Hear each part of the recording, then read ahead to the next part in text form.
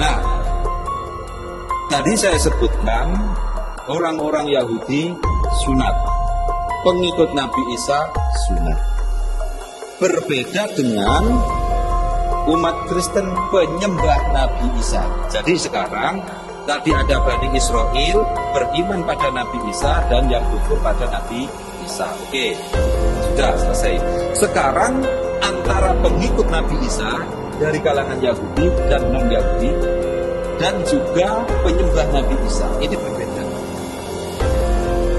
Kalau pengikut Nabi Isa, mereka sholat, ibadahnya ada unsur sujud, mereka mengharamkan babi karena atas ajaran Allah.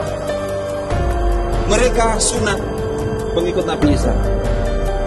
Adapun para penyembah Nabi Isa, satu, mereka sebelum menyembah Nabi Isa pada masa awal Kristen, mereka terbiasa makan babi. Nah terus karena sudah terbiasa makan babi, Nabi Isa mengharamkan babi.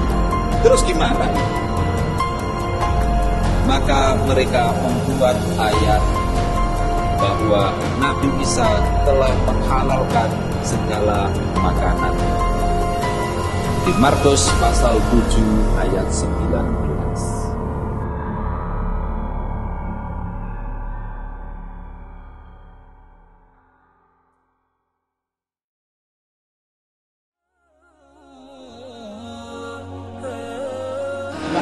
Dalam bapaknya orang Bani, ibunya Jawa dari Lumajang. Kemudian bapaknya sudah meninggal dunia, tinggal ibunya, tapi kemudian masuk Kristen. Adik kita harus ini tantangan beliau masuk Islam ini adalah ibunya. Ya, tantangannya di situ. Masih ibunya ngambek terus. Masih mudah-mudahan. Ya mudah-mudahan ibunya tidak ngambek dan mudah-mudahan lagi ibunya bisa masuk. Nah, harapan kita bersama. Baik, untuk mempersingkat waktu, langsung saja kita akan kita ini dalam akan berikrar di kalimat syahadat itu bunyinya begini Gus, ya. Asyhadu an la ilaha illallah wa asyhadu anna Muhammadar Rasulullah. Boleh begitu atau boleh begini, asyhadu an la ilaha illallah wa asyhadu anna Muhammadan abduhu wa rasuluh. Yang mana lebih nama? Sudah siap? Apa sudah belajar kan? Nah, adik kita ini sudah belajar Pak sama ibu asuh beliau. Jadi panti asuhan. Kita belajar Islam di dalam final syahadat, ya. Bahkan dirinya menjadi seorang muslim. Siap ya? Sebelum ditanya, Agus sudah tidak ada paksaan lagi untuk Islam. Kelas ya, Islam. Coba terus ikuti Pak Ustaz ya. Asyhadu an la ilaha illallah. Di sinnya ya, asyhadu an la ya. Cara mudah siap.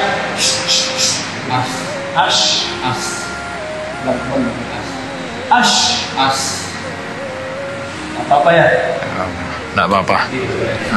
Dimaklumi. Jadi seperti musir air.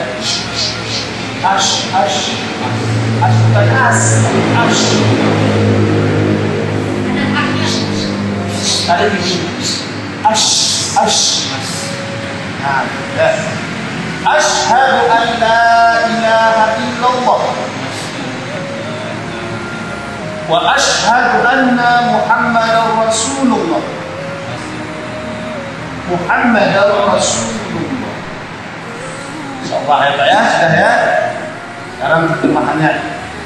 Saya bersaksi bahwa tiada ilah yang berhak disembah, ilah yang berhak disembah kecuali Allah.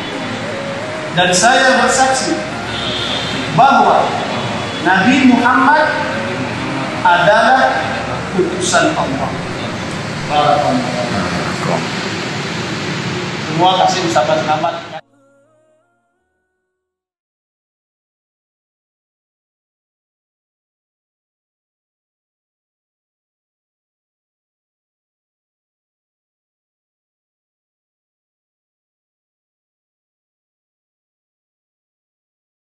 Wabarakatuh.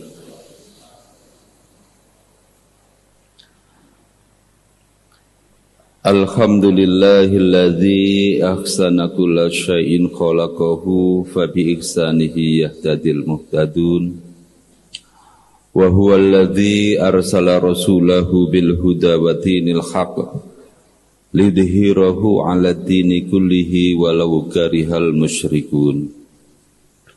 Ashhadu an la ilaha illallah wahdahu la syarikalah wa ashhadu anna Muhammadan abduhu wa rasuluhu la nabiyya ba'da. Allahumma shalli ala Muhammad wa ala alihi wa sahbihi ajma'in, amma ba'd. Jamaah salat subuh Masjid Al-Furqan yang dirahmati Allah,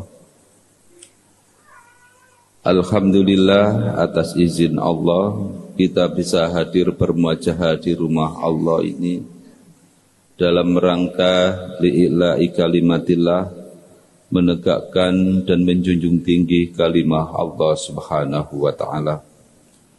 Salawat serta salam selalu terlimpahkan pada junjungan kita Nabi Muhammad sallallahu alaihi wasallam yang telah mengantarkan kita ke jalan kebenaran hidup, yakni dinul Islam, yang kebenarannya dapat dibuktikan sejak dulu, sekarang maupun di masa mendatang.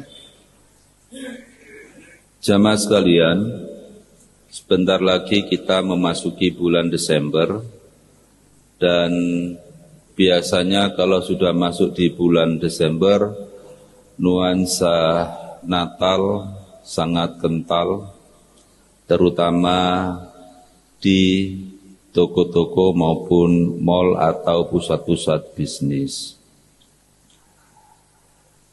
Rasulullah sallallahu alaihi wasallam pernah mengingatkan kita, la tattabi'unna sinina alladzina min qablikum shibran bi shibrin wa dira'an bi dira'in walau dakhalu fi hujri dhabin la ittaba'tumuhum. Sungguh kamu akan mengikuti tradisi, perilaku, budaya, bahkan ritual orang-orang sebelum kamu, yakni orang-orang kafir. Bahkan disebutkan pada pertanyaan para sahabat, apa yang disebut orang-orang sebelum kami itu al-Yahuda wan Nasara. Rasulullah menjawab, faman, lalu siapa lagi? Nah, dari hadis ini kita diingatkan oleh Rasulullah, sungguh kamu akan mengikuti tradisi, budaya, ritual orang-orang sebelum kamu. Nah, cara kita mengikuti mereka itu shibron bi shibrin, sehasta demi sehasta, kemudian sejengkal demi sejengkal ini, kemudian sehasta demi sehasta. Jadi mulai dari ini sejengkal demi sejengkal, sehasta atau demi sehasta, atau selangkah demi selangkah. Bahkan di hadis yang lain kita mengikuti mereka itu mulai dari sebesar lubang jarum. nggak terasa kita diseret. Nah, kalau kita ini sudah dengan mudah mengikuti tradisi-tradisi mereka, walau dakhalu fi hujri bin la ittaba'tumuhum, meskipun mereka masuk ke lubang biawa pun niscaya kamu akan mengikuti mereka. Tanpa kita sadari, coba kita perhatikan ya, kalender atau tanggalan yang ada di rumah kita sendiri. Dimulai dari kata Minggu, Senin, Selasa, Rabu, Kamis, sampai Sabtu. Di situ ada yang menarik. Kalau kata Senin berasal dari bahasa Arab, Isnain, hari kedua. Selasa dari kata Salasa, 3. Rabu berasal dari kata Robi, ya, itu keempat. Kemis dari kata Khomis, kelima.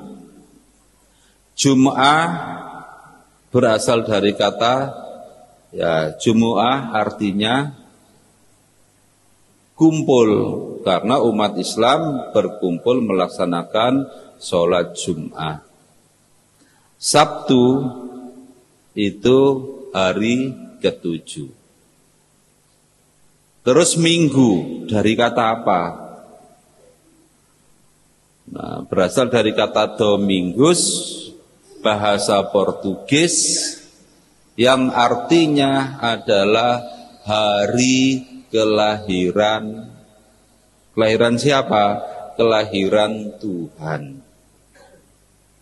Maksudnya Tuhan siapa? Maksudnya adalah Tuhan Yesus. Terus ternyata kemudian lidah kita juga begitu lancar dan fasih menyebut hari apa? Oh, hari Minggu. Kira-kira ada unsur kemusyrikan apa tidak? Jadi mengapa doa kita tidak terkabul? Bahkan kita sering mendapatkan musibah, karena memang kita ini tanpa sadar melakukan kemusyrikan.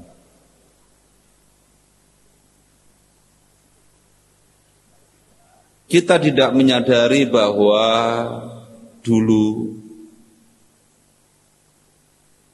hingga sekarang bahasa Inggrisnya hari Ahad adalah Sunday. Sun itu berasal dari kata Sunday itu berasal dari kata sun and day. Sun itu artinya adalah matahari, day adalah hari. Maksudnya adalah hari kelahiran Dewa Matahari. Hingga sekarang diabadikan dalam bahasa Inggris. Dan memang keyakinan para penyembah berhala matahari, yang tertua keyakinan ini ada di Persia, yang sekarang kita sebut Iran.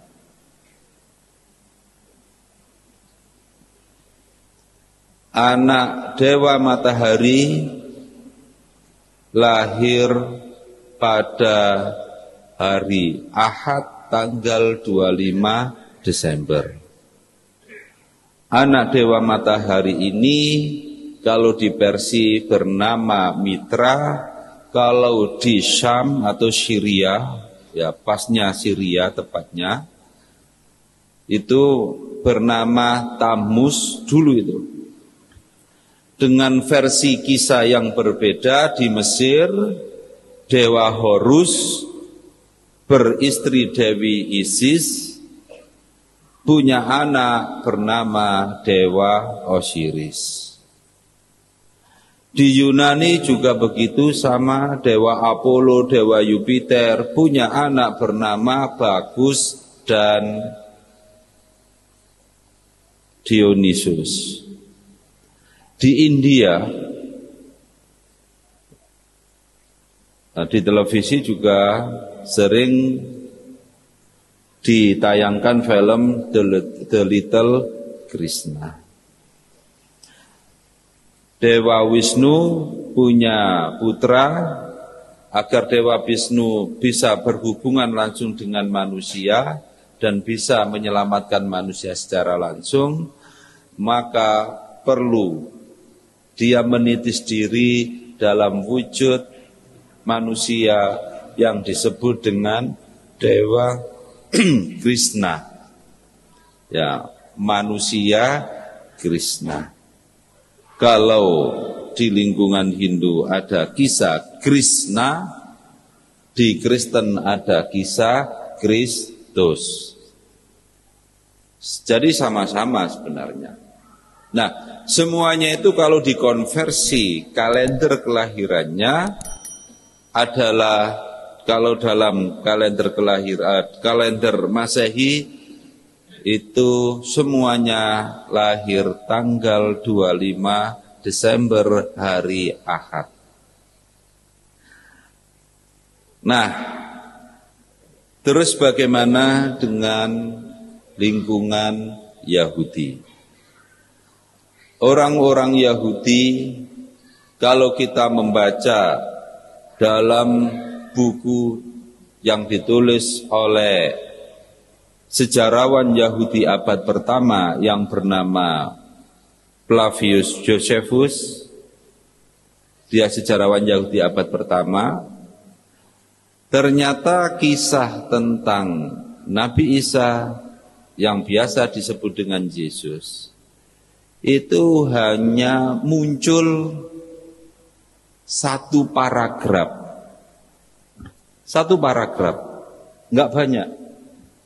Satu paragraf ini pun tidak lebih dari 1/8 halaman. Ya, 1/8 halaman. Jadi ternyata di lingkungan sejarah tentang Nabi Isa, di lingkungan Yahudi itu nggak menonjol.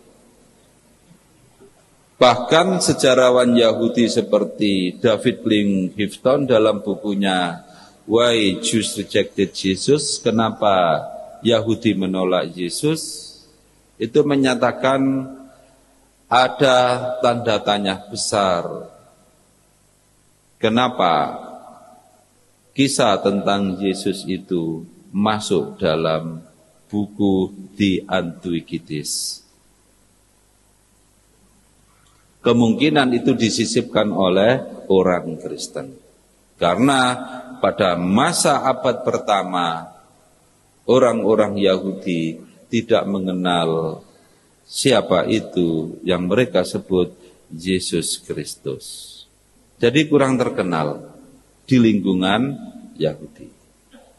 Nah, orang non-Yahudi yang biasa menyembah dewa matahari dan anak matahari, setelah mendengar kehebatan Nabi Isa alaihissalam, bisa menghidupkan orang mati, orang berpenyakit kronis bisa sembuh, mata buta bisa melihat, itu terdengar oleh orang-orang non-Yahudi. Maka orang-orang yang non-Yahudi, yang bukan Yahudi itu, karena terbiasa menyembah anak dewa, menganggap Nabi Isa itu adalah anak dewa yang dulu pernah lahir ke dunia, kemudian menyelamatkan manusia, mati untuk menebus dosa manusia. Nah, sekarang muncul lagi di tengah masyarakat Yahudi. Oleh karena itu mereka pun kemudian menganggap Nabi Isa inilah anak dewa yang lahir kembali. Nah, ada bukti nyata bahwa sebenarnya para penyembah Nabi Isa itu tidak tahu sama sekali tentang bagaimana Nabi Isa itu. Yang pertama, sampai sekarang sebagai bukti adalah mereka tidak mengetahui silsilah keluarga Nabi Isa. Yang kedua, mereka juga tidak mengetahui kapan sebenarnya Nabi Isa lahir. Yang ketiga, para penyembah Nabi Isa, karena mereka non-Yahudi, non-Bani Israel, mereka terbiasa makan babi. Sedangkan pengikut Nabi Isa, mohon maaf jangan sampai salah dalam menafsirkan tentang siapa yang beriman pada Nabi Isa dan siapa yang beriman, yang kafir terhadap Nabi Isa, yang ada pada bagian terakhir surat As-Saff. Kan di situ disebutkan, ya ayyuhalladzina amanu kunu ansarallahi kama qala Isa ibn Maryam lil hawarizina man ansari ilallah. Qala al hawarizuna nahnu ansarullah. Nah, kalimat berikutnya, fa amanat ta'ifatum min bani Israila wa kafarat ta'ifah. Nah, siapa sebenarnya mereka yang beriman kepada Nabi Isa dan siapa yang kafir terhadap Nabi Isa?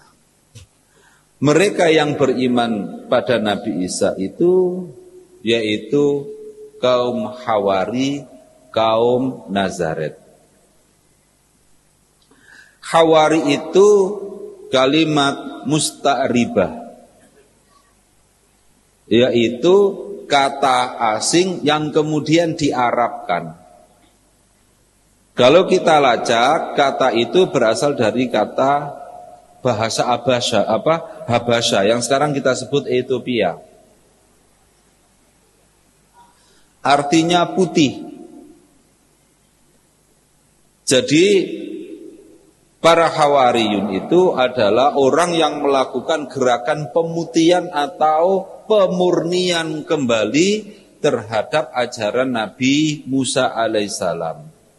Dan Nabi Isa melakukan gerakan pemurnian sebagaimana yang dinyatakan pada surat As-Saff ayat 6.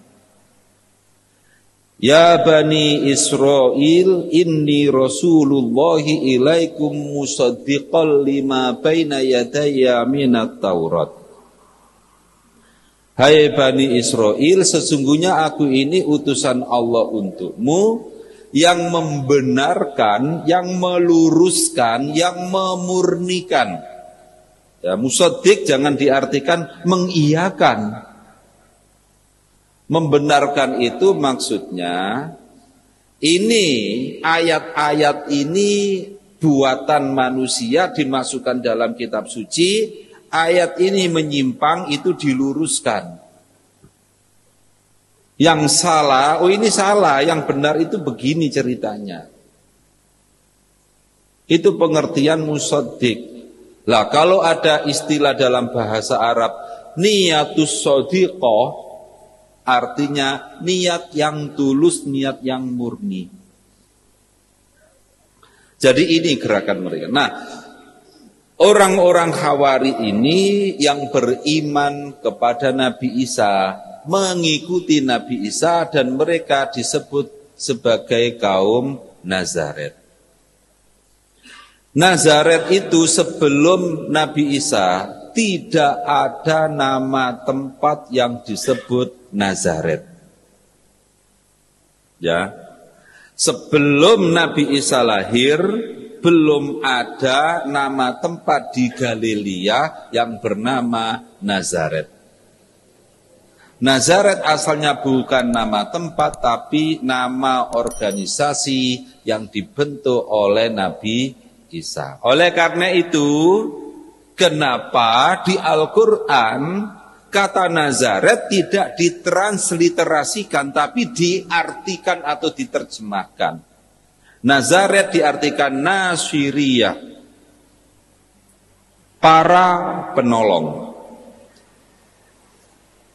Nazaret itu berasal dari bahasa Ibrani yang artinya adalah satu, berpegang teguh. Maksudnya berpegang teguh pada ajaran Allah. Satu.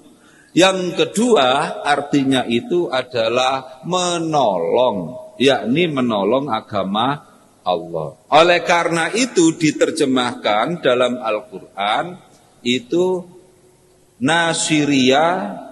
Dan pada surat As-Saff disebutkan kunu ansarullah. Ya, kunu ansarullah. Jadilah kamu penolong Allah, berasal dari kata nasoro. Terjemahan bukan transliterasi. Kalau nama tempat rata-rata, nama tempat, nama orang rata-rata ditransliterasi. Bukan diterjemahkan, mohon maaf. Kata Zakaria itu bukan kata terjemahan, bukan bahasa Arab. Ismail, Ishak bukan bahasa Arab. Ismail itu bahasa Arabnya Sami Allah. Allah mendengar doa Nabi Ibrahim yang memohon kepada Allah agar diberi keturunan yang soleh. Nah, saya kembalikan lagi. Kemudian orang-orang Nazaret ini, mereka inilah yang disebutkan oleh Al-Quran, mereka lah yang beriman kepada Nabi Isa. Dan ini orang-orang Bani Israel semua. Kemudian yang disebut kafir itu juga orang-orang Bani Israel. Mereka menolak Nabi Isa. Penolakannya itu seperti apa? Mohon maaf. Tadi Nabi Isa disebutkan oleh Allah pada surat As-Saff ayat 6.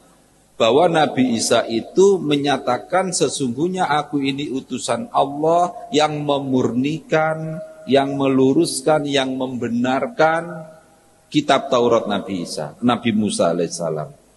Karena Nabi Isa beserta para pengikutnya ini berdakwah memurnikan ajaran Nabi Musa, memurnikan Taurat Nabi Musa, maka dia harus berhadapan dengan imam-imam Yahudi, rohib-rohib Yahudi, yang tradisi peribadatannya, yang tradisi akidahnya ini sudah tercampur aduk antara ajaran Nabi Musa alaihissalam dengan ajaran-ajaran para penyembah berhala. Di lain waktu nanti saya akan memberikan penjelasan, kalau masih diizinkan oleh Allah untuk bertemu lagi di sini, saya akan menjelaskan bagaimana sejarah perombakan kitab Taurat itu.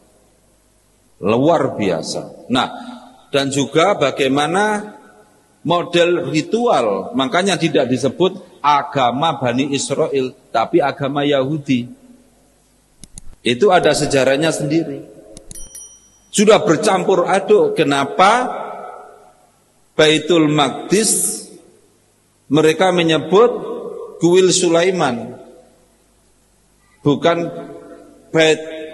Baitullah, Kuil Sulaiman. Kok pakai kata kuil?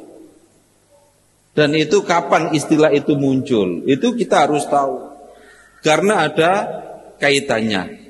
dengan Nabi Isa alaihissalam. Nah, karena Nabi Isa berdakwah memperjuangkan kemurnian ajaran Allah, maka dia harus berhadapan dengan imam-imam Yahudi yang ritualnya, keyakinan agamanya sudah bercampur dengan ajaran penyembah berhala. Oleh karena itu kenapa Nabi Isa akan dibunuh oleh imam-imam Yahudi. Ini sejarahnya. Ya. Jadi pengikut Nabi Isa ini, ingat, mereka sunat. Tidak ada ceritanya Bani Israel tidak sunat meskipun mereka bukan pengikut Nabi Isa. Apalagi pengikut Nabi Isa. Dan Nabi Isa sendiri itu sunat. Ya, Nabi Isa sunat.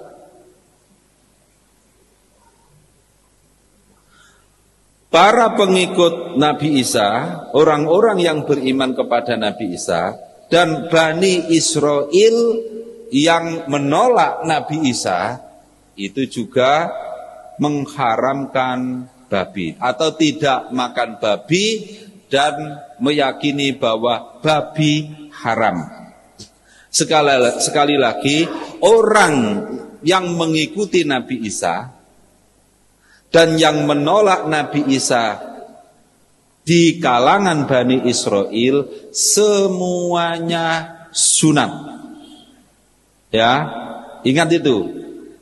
Dikata-kata fa'amanat ta'ifatum min Bani Israila wa kafarat ta'ifah. Nah, para pengikut Nabi Isa, ritualnya, ibadah, sholatnya, itu mesti ada rukun sujud. Pengikut Nabi Isa. Berbeda dengan Bani Israel yang kafir terhadap Nabi Isa. Mereka ibadahnya sudah mengikuti tradisi penyembah berhala, tidak ada unsur sujud. Nah, tidak ada unsur sujud. Nah, sekarang bagaimana dengan para penyembah Nabi Isa? Dan ini para penyembah Nabi Isa tidak ada orang Yahudi. Karena orang Yahudi semuanya menyembah kepada Allah meskipun mereka menolak Nabi Isa. Karena sebelumnya mereka menyembah Allah dan tidak ada yang menyembah Nabi Isa. Jadi ingat, orang Kristen awal bukan orang Yahudi, nggak ada itu. Mereka tidak kenal Nabi Isa sebenarnya, para penyembah Nabi Isa itu. Sampai sekarang orang-orang Yahudi jangankan menganggap Tuhan, menganggap Nabi Isa sebagai Rasulullah saja mereka tolak. Karena mereka menganggap bahwa Nabi Isa itu adalah anak jada.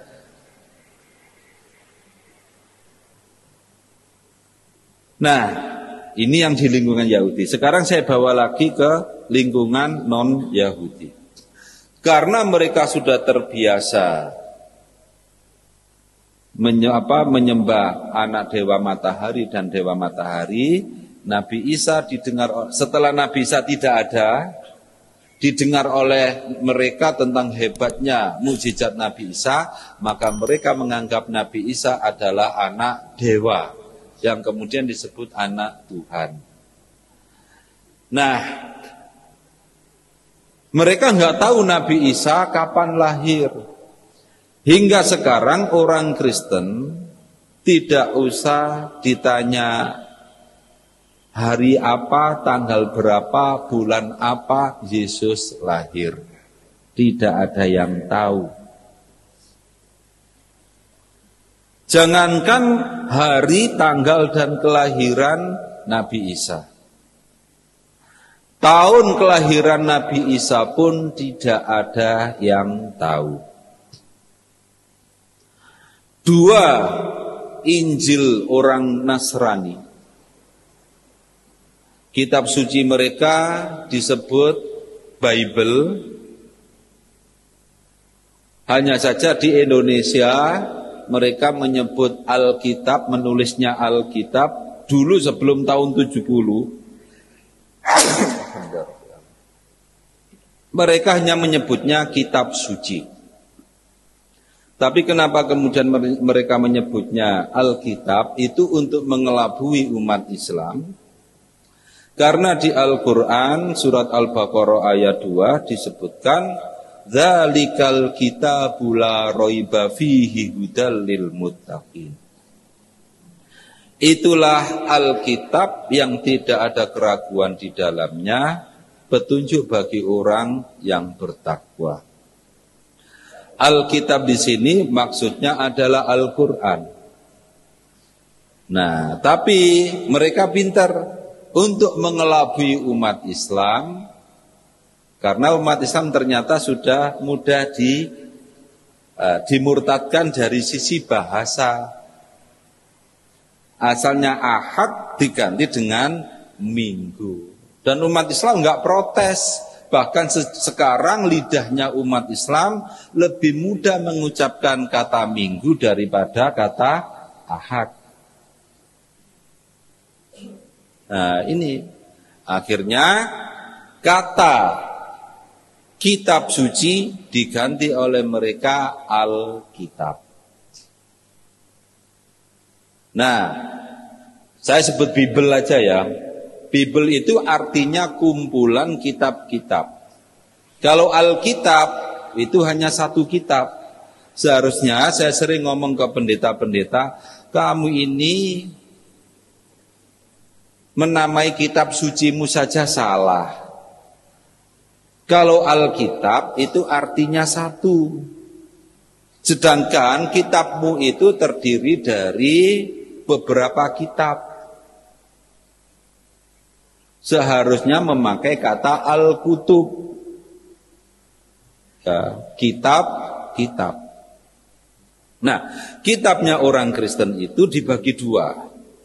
Ya, dalam satu kitab dibagi dua kelompok. Yang pertama kitab Perjanjian Lama, yang kedua kitab Perjanjian Baru.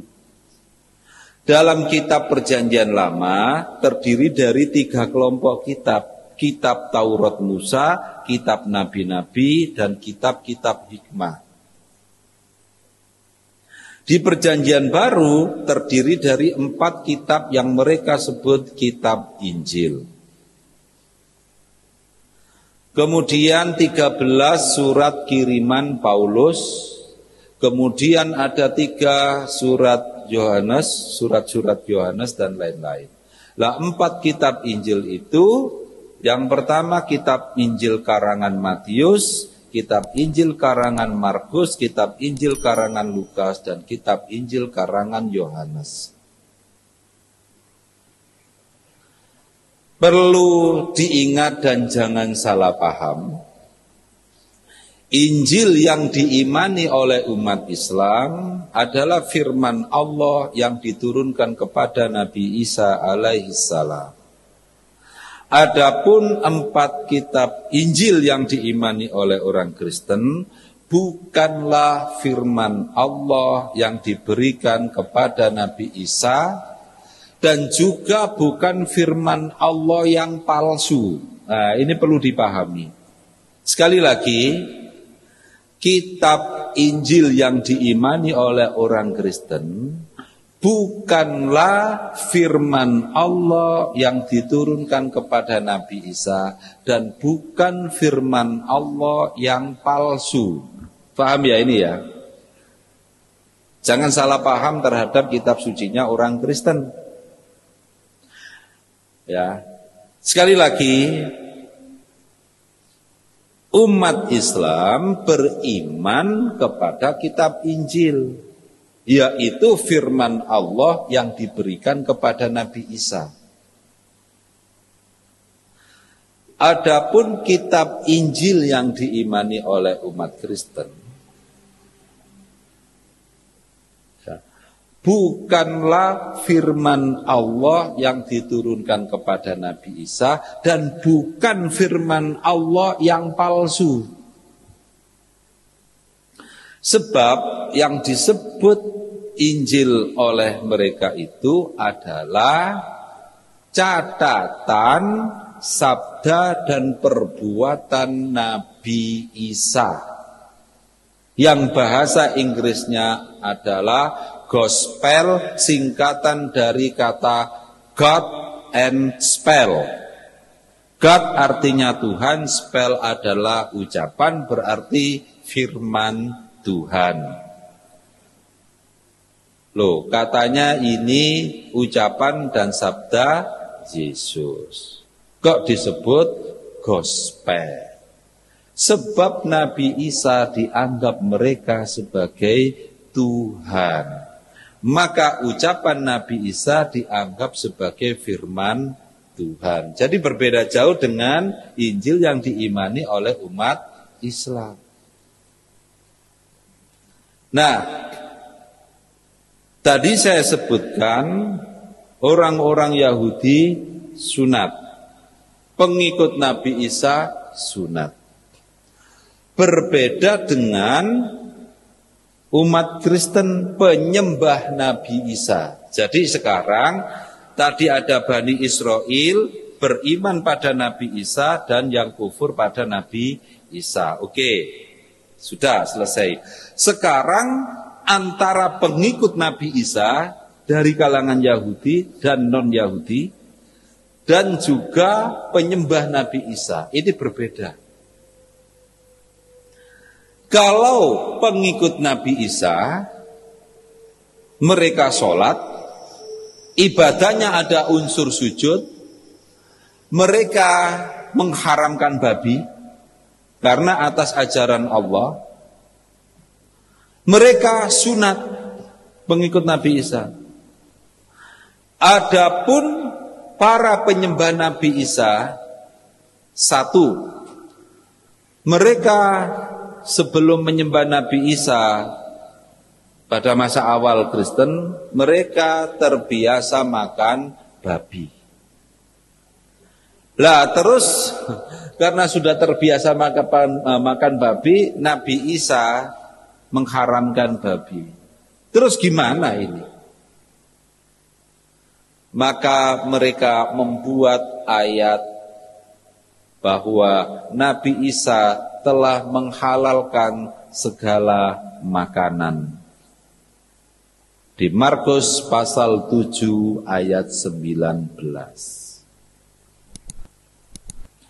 Nabi Isa sunat. Penyembahnya tidak terbiasa sunat.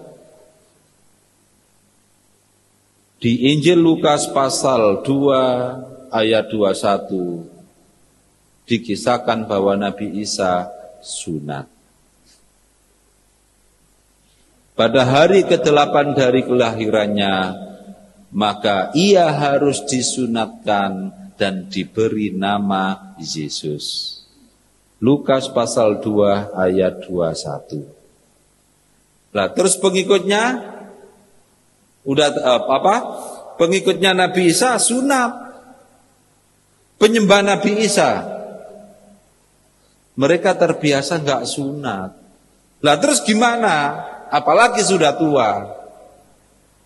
Maka Paulus, pendiri agama Kristen, dalam surat kirimannya kepada jemaatnya di Galatia, itu masuk dalam kitab suci Kristen Perjanjian Baru, disebutkan pada Galatia pasal 5 ayat 2 yang berbunyi, Aku Paulus mengatakan kepadamu, jikalau kamu menyunatkan dirimu, maka Kristus sama sekali tidak berguna bagimu. Nah itu. Suatu hari, hari Sabtu tanggal 20 Agustus tahun 2011, di kantor Kedutaan Besar Republik Indonesia di Bern, Swiss, diselenggarakan bedah buku. Di antara pembicara bedah buku itu adalah seorang pastor yang bertugas lama di Indonesia sejak tahun 1965 sampai 2004. Namanya Franz Dahler. Buku-buku beliau yang diterbitkan di Indonesia dan berbahasa Indonesia itu judulnya Asal dan Tujuan Hidup Manusia. Yang kedua buku Evolusi Manusia, diterbitkan Canisius, penerbit Katolik terbesar di Indonesia. Nah, dia orang Swiss, pastor ini. Nah, dia juga punya buku yang berjudul The Indozeller, bahasa Jerman, dibedah di Swiss, di KBRI Swiss. Nah, saat bedah buku dia bilang, pastor kan tidak boleh menikah, tetapi saya menikah dan sudah punya anak. Wah, waktu itu saya bilang, wah ini makanan empuk saya ini. Tapi saya enggak tanya jawab saat bedah buku karena itu disiarkan di Radio PPI, Persatuan Pelajar Indonesia. Usai bedah buku, dia mendekati saya. Terus saya tanya, Pak Franz, tadi Pak Franz mengatakan pastor menurut aturan Katolik tidak boleh menikah. Tapi Pak Franz melanggarnya dan sekarang sudah punya anak. Pak Franz sekarang kan belum sunat. Bisa jadi besok sunat. Karena kan saya main logika, pastor nggak boleh sunat dan pastor nggak boleh menikah, dan Pak Franz sebagai pastor kan sekarang menikah dan punya anak. Saya pakai logika itu. Sekarang Pak Franz kan belum sunat, bisa jadi besok sunat. Apa jawabannya? Dengan wajah ceria dia mengatakan sunat itu higienis dan menyehatkan. Oleh karena itu saya sarankan pemuda-pemuda Kristen untuk sunat. Saya bertanya lagi, lah Pak Franz kapan sunat? Dia sambil tertawa mengatakan, saya kan sudah tua, yang muda-muda aja yang sunat. Lah kemudian saya beri penjelasan, Pak Franz, menurut Galatia pasal 5 ayat 2. Oh maaf, belum saya sebutkan ayatnya.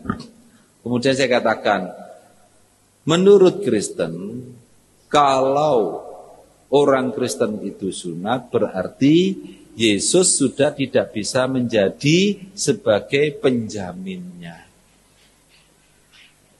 Sudah tidak bisa lagi menjadi juru selamatnya. Wajah dia merah, karena dia kan orang bule kan. Wajah dia merah dan mengatakan, Anda berkata seperti itu dasarnya dari mana? Saya sebutkan dalam surat kiriman Paulus kepada jemaatnya di Galatia, pasal 5 ayat 2, Paulus kan mengatakan, aku Paulus mengatakan kepadamu, jikalau kamu menyunatkan dirimu, maka Kristus sama sekali tidak berguna bagimu. Lalu sang pastor ini membantah dengan marah. Pokoknya sunat itu higienis dan menyehatkan. Saya sarankan pemuda-pemuda Kristen untuk sunat. Persetan buset itu Paulus. Akhirnya saya seakan-akan marah karena dia menganggap saya sebagai orang Kristen. Saya katakan, loh, kan Paulus itu menurut keyakinan Kristen sebagai rasulnya Yesus, kok Anda menolak? Akhirnya dia mengulangi lagi. Pokoknya sunat itu higienis dan menyehatkan, persetan itu Paulus. Itu. Nah, orang-orang Kristen tidak terbiasa sujud. Nabi Isa, pengikut Nabi Isa sujud. Dan itu dalam kitab suci Kristen diceritakan ketika Nabi Isa di malam hari akan ditangkap, dia sholat dan sujud. Rukun sujud ada. Setelah itu berdoa kepada Allah supaya diberi keselamatan. Tapi coba penyembah Nabi Isa, bagaimana mungkin dalam rumah kebaktian mereka bisa sujud di depannya ada kursi? Tidak bisa. Nah, ini pengikut Nabi Isa memang karena tidak tahu kehidupan Nabi Isa, tidak akrab. Saya kembalikan lagi kepada tentang kelahiran Nabi Isa. Hingga sekarang mereka tidak tahu. Jangankan ditanya hari, tanggal dan bulan tahun kelahiran Yesus juga tidak tahu. Bahkan Paus Benediktus dalam bukunya yang berjudul Jesus de Nazareth, yang bahasa Jerman, yang berbahasa Inggris Jesus of Nazareth, beliau menyatakan, ya sebelum mengundurkan diri itu, menulis buku itu, bukunya dicetak 1 juta eksemplar. Nah, dalam buku itu beliau mengatakan penetapan yang dilakukan oleh Denis Le Petit atau Denis de Small bahwa Yesus lahir pada tahun 1 Masehi itu merupakan kesalahan. Yang sebenarnya Yesus itu lahir beberapa tahun sebelum Masehi, sebelum 1 Masehi. Lah tahun berapa? Tidak tahu. Paus sendiri juga tidak tahu. Jangankan Paus, kitab suci Kristen sendiri kehilangan jejak kapan Yesus lahir. Menurut Matius, Yesus lahir pada zaman Kaisar Herodes. Kaisar Herodes itu meninggal tahun 4 sebelum Masehi. Tapi menurut Lukas, Yesus lahir saat sensus penduduk yang pertama di tanah Yudea. Atas perintah Kaisar Agustus, sensus penduduk yang pertama di tanah Yudea itu tertanggal di Romawi, kalau dikonversi ke Masehi itu tahun 7 Masehi, bukan 7 sebelum Masehi. Jadi kitab suci Kristen sendiri kehilangan jejak tentang kelahiran Nabi Isa. Nah, apakah benar Nabi Isa lahir di bulan Desember? Menurut Lukas pasal 2 ayat 8 dan 11 ada cerita begini. Para penggembala yang menjaga domba-dombanya yang dilepas di malam hari didatangi oleh malaikat, diberitahu bahwa Yesus Kristus telah lahir di kota Daud. Lahir, ya. Malaikat memberitahu para penggembala yang menjaga domba-dombanya yang dilepas di malam hari. Kalau di Palestina, domba-domba di malam hari dilepas, berarti bukan bulan Desember, karena bulan Desember sekarang ini musim hujan, musim dingin. di Palestina. Karena posisi matahari bulan Desember sudah berada di garis lintang selatan. Oleh karena itu para komentator kitab suci Kristen atau para pakar tafsir agama kitab suci Kristen, mereka sepakat menyatakan bahwa kemungkinan besar Yesus itu lahir pada bulan September.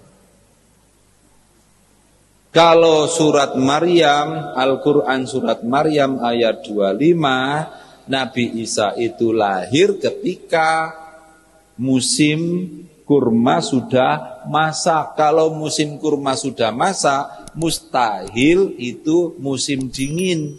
Kalau bulan Desember, Palestina dingin, musim dingin. Menurut para penafsir kitab suci Kristen sendiri, mustahil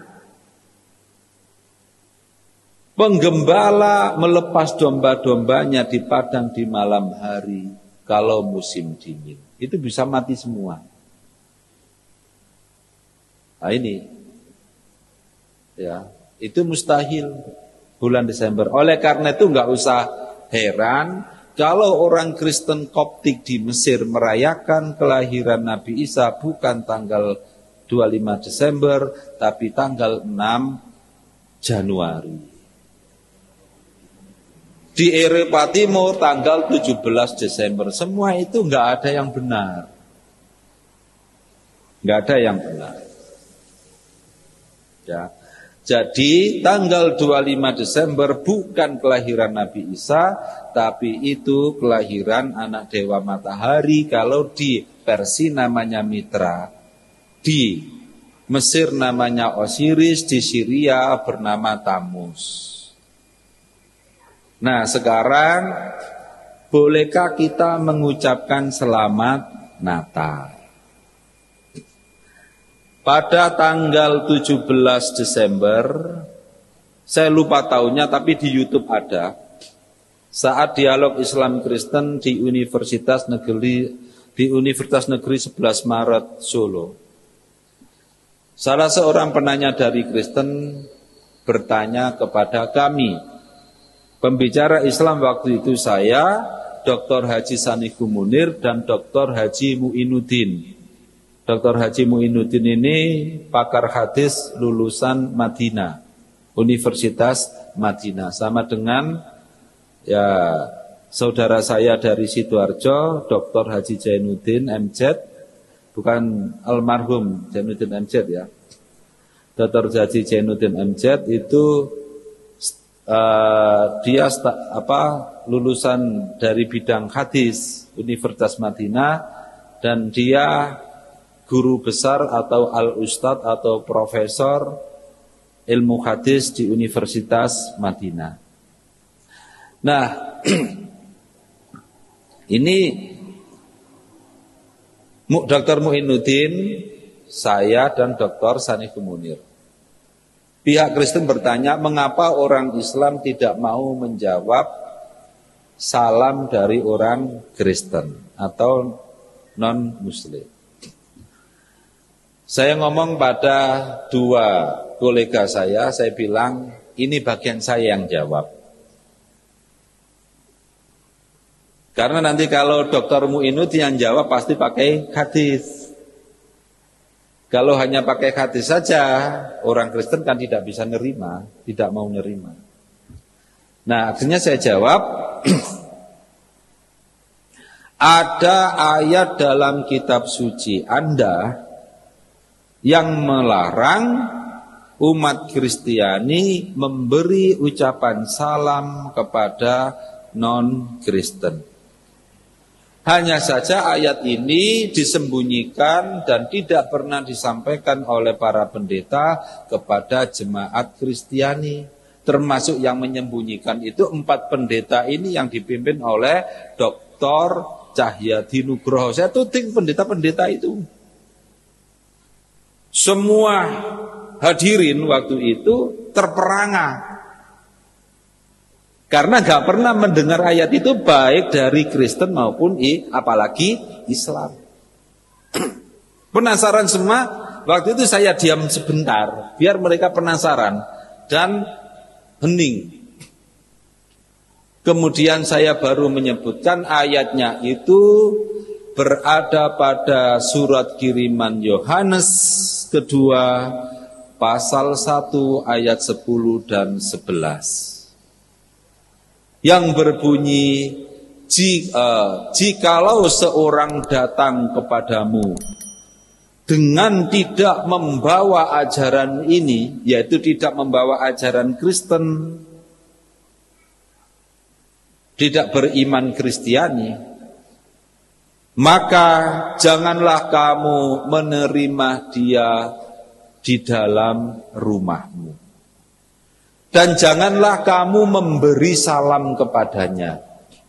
Sebab barang siapa yang memberi salam kepadanya, maka dia akan mendapatkan dari perbuatan mereka yang sesat dan jahat. Sang pendeta 4 orang itu diam, gak membantah karena memang ada ayatnya. Lah terus kenapa kemudian umat Islam bahasa Jawanya itu ngetek, tahu ngetek ya, ngeyel, gak diundang kok teko istilahnya ya. Tahu ya istilah ngetek itu ya.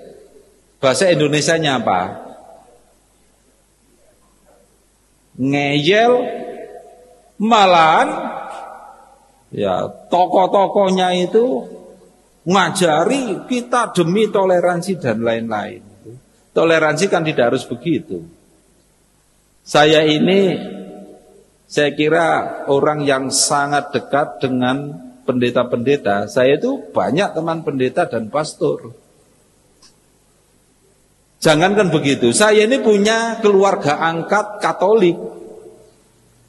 Tapi ketika pas acara Natal, nah, ketika mereka memberi ucapan selamat, saya katakan kamu harus menghormati ajaran kitab sucimu. Jangan memberi salam kepada orang yang bukan Kristen. Saya katakan itu. Nah, kita ini unik. Bahkan pejabat-pejabat yang ngaku Islam terus ikut-ikutan menyarankan salam lintas agama gitu ya. Lagi rame itu ya. Nah, itu karena tampaknya mereka juga nggak ngerti pada ajaran Islam sendiri. Hadisnya itu jelas loh ya. La tabda'ul yahuda wan nasara bisalami. Jangan memulai mengucapkan salam pada orang Yahudi dan Kristen. Hadisnya jelas, itu larangan. La tabda'u. Ya, la tabda'. Berarti larangan, jangan kamu memulai. Memulai apa? Al-Yahuda wan Nasara bisalami. Ya, memulai salam pada orang Yahudi dan orang Kristen. Ada larangan kok itu. Nah, jadi dalam ajaran Kristen, umat Kristiani tidak diperbolehkan memberi salam kecuali kepada sesama Kristen. Ada ayatnya di surat kiriman Yohanes kedua pasal 1 ayat 3. Sebelum ayat larangan memberi salam kepada orang non Kristen, ada ayatnya itu sesama Kristen. Ya, damai sejahtera, karunia, damai sejahtera diberikan kepadamu. Ya, dari Yesus Kristus juru selamat dan lain-lain itu.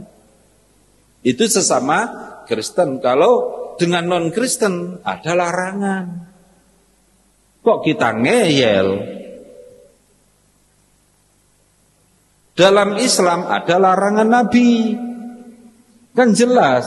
Jadi kita saling menghormati. Itulah hakikat dari toleransi. Jangan memaksa orang Kristen melanggar kitab sucinya. Dan jangan orang Islam dipaksa melanggar ajarannya. Itulah hakikat dari toleransi, jangan memaksa-maksa. Ini sebenarnya. Jadi mereka yang sok toleransi malahan justru itu yang tidak toleran, intoleran itu. Bisa ya cara menyampaikan ya? Masa nggak bisa cara begitu? Enak kan?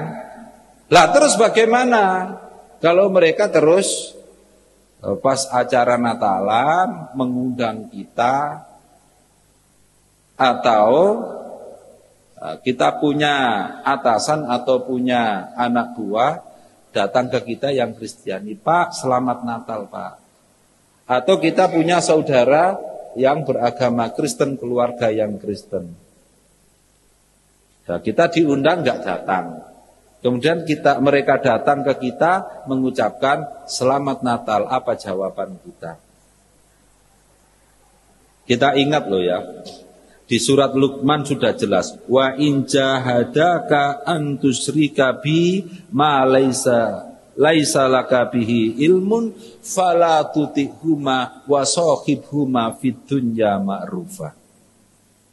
Dan apabila kedua orang tuamu